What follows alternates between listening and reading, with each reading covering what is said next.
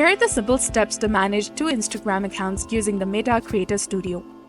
For that, you need to go to Meta Business Suite and make sure that you're logged in with your specific account. Once you're signed in with your Facebook account that's linked to your Instagram account, you have to connect your Instagram accounts if you haven't already.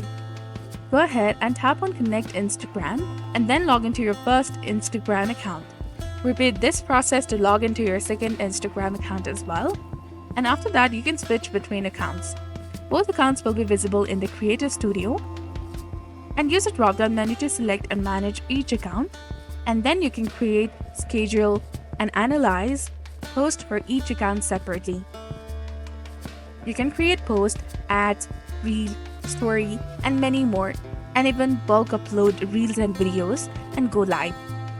You can come down and check the insights for each post and stories.